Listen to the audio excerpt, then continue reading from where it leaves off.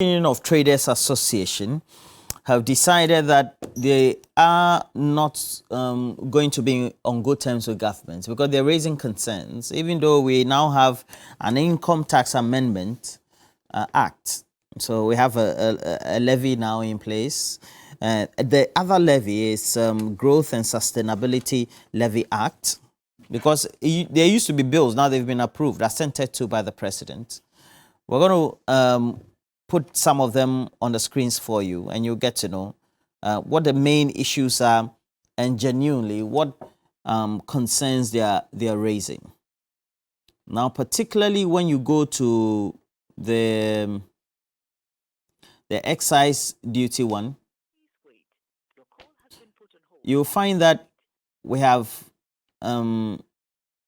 per 20 per centum of ex-factory price being the rate of duty on mineral water, aerated water 20 per centum of ex-factory price, non-alcoholic beer, energy drinks, other non-alcoholic drinks, distilled bottled water, akpeteshi.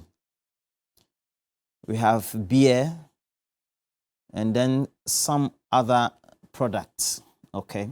Now, if you understand how we do manufacturing in this country, I mean, if you take a Ghanaian product, if you are very observant, just take that product that has been manufactured in a factory in the industrial area, either on the Spinters Road in Tema or somewhere in North Industrial Area or somewhere in Kumasi or anywhere else as part of either one district, one factory.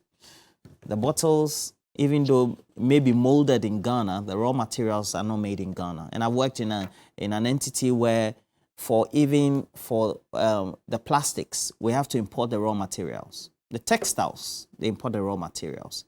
So apart from water, the condensed raw materials for breweries or distilleries, etc. You know, we say malt. Malt, we like malt. We don't grow malt in Ghana. You know, so apart from the water, even the coloring, everything we have to import. Now we have the president of the Ghana Union Association, and he's joining us currently on phone. Good morning to you, Doc. Dr. Joseph Obing. Were you not? Good morning, sir. Well, okay. So my name is Roland, Dr. Joseph Obing. Were you not? Yes, were you not consulted before these bills were put together? They are now law. So were you not consulted before? Nobody consulted us, and it's very unfortunate. It has been the norm that anytime there's a tax bill coming, we all build consensus around it. Stakeholder engagement is done so that we all build consensus, evaluate, and dissect the issues. But this one, they never did. Probably the intention is to impose these bills on us, whether we like it or not. And it is very much unfair.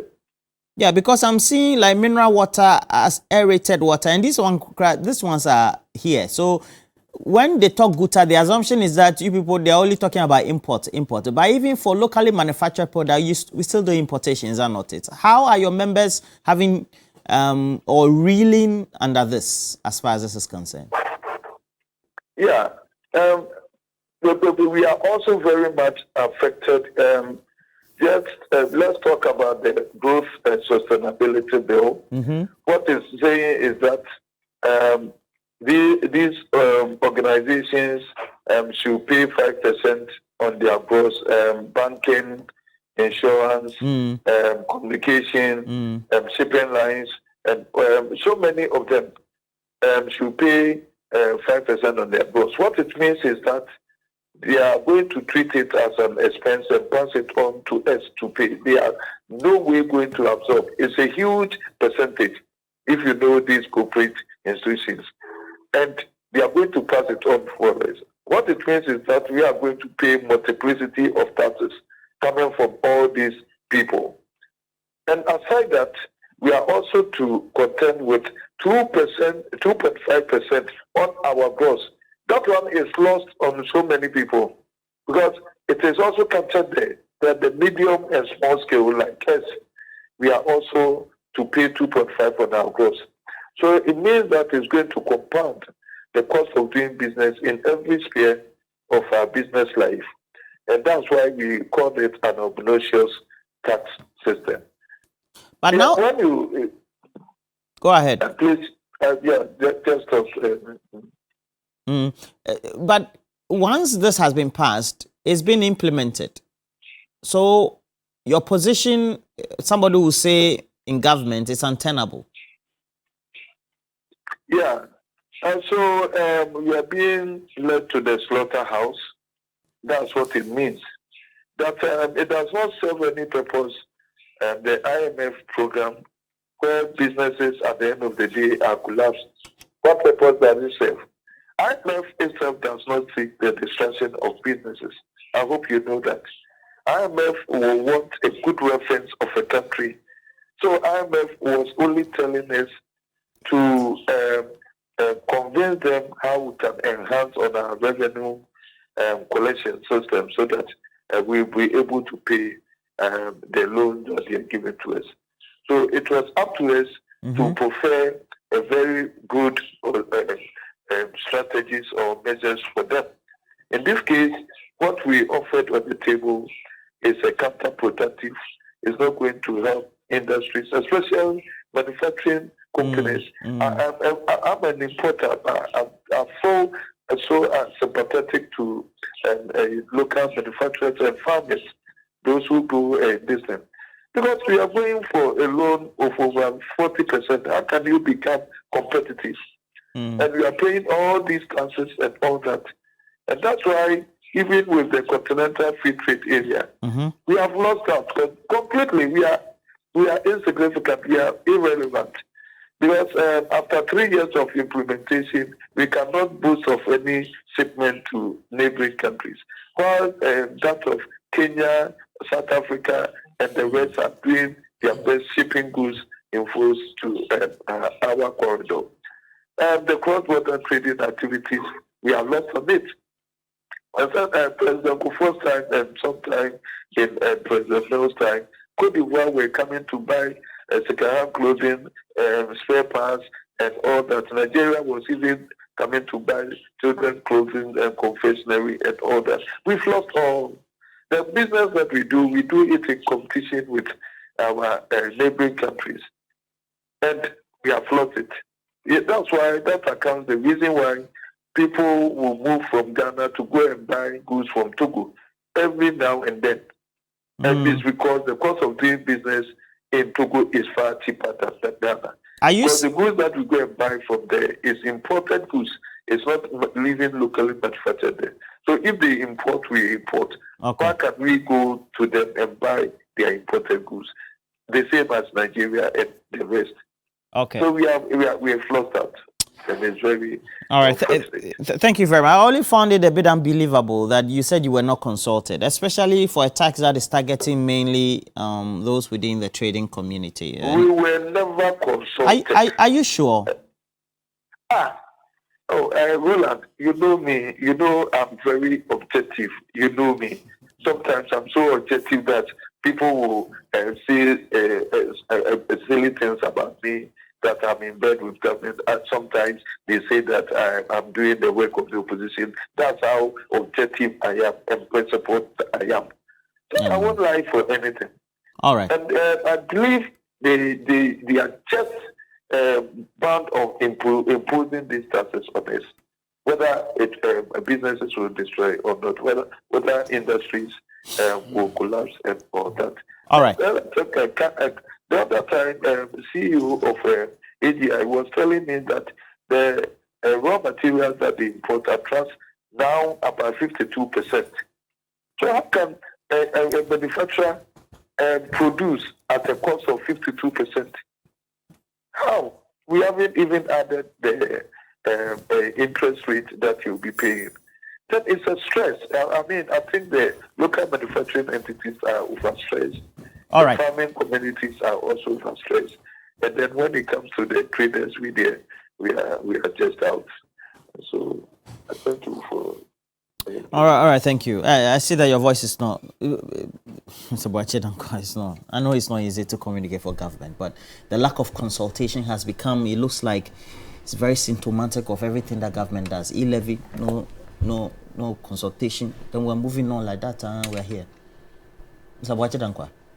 Roland, let me apologize to Guta. Doctor said that they weren't consulted. So let me apologize to him and Guta entirely for the lack of consultation. And to state that these bills that have been assented by the president were already in place. These are amendments that have been made to these bills, which is to further boost our revenue. You know, all around the world, countries that have developed have paid good taxes. And those countries have seen that those good taxes have aided with their growth and development. I am in no doubt in my mind, Roland, that these 3 revenue bills that the president has assented, the excise duty, which is going to rake in some sizable amount of money, close to about 1.45 billion. The income tax is going to rake in about 1.29 billion.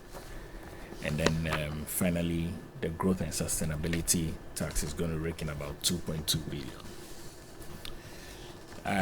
I know how difficult it is because we all feel the pinch of it because we are the receiving end. Even if we may not be importing, we would buy. And obviously, it will weigh a tone on our pockets. But I want to assure Guta and the Ghanaian people that the way to develop a country really is to pay taxes. If we don't become responsible taxpayers, where we are is where we'll be always. And we don't want to be where we are. I thought you promised from taxation to production. Well, you see, Roland, you like to go back on things. We promised... I like to go back on things. Well, we promised production taxation. Roland, the more you produce, the more your economy becomes vibrant with a flexible level of taxation. And so that concept must be understood in sync of what we stated, that yes, we would produce more so that our taxes become more flexible and thinner in the growth of the economy and the country. And so we would do with these 3 new bills that have been assented by the president, and trust that it would raise a lot more revenue for the country going forward. All right. Dr. Kemi, you're up for the next 5 minutes. What do you make of this? Roland, we are certainly opposed. We in the NDC are certainly opposed to these taxes because of the dire consequences it's going to have on businesses. Already businesses in this country, but we need the money, are suffering because of hyperinflation, because of high interest rates. Businesses are contending with interest rates of about 40 or 35 to 40%. That is how dire the situation is. But you see, the situation in this country has not really been about people not paying taxes. It has everything to do with how this government spends the meager resources we have in this country. Do you know that this year, the government has increased its expenditure to a tune of 205 billion. Meanwhile, our total revenue or total projected revenue for this year is 139 billion. So what it means is that they would have to borrow 61 billion additional money to supplement our budget. How do you live in a country where people are struggling, businesses are struggling, but the president still wants to live large? What do you mean by that? That's the point I'm making. Like I said earlier, you have allocated 3 billion Ghana cedis to the office of the president. Look at the number of appointments they are doing at the presidency. Which are the appointments? You didn't see the outline of the appointment that came? No.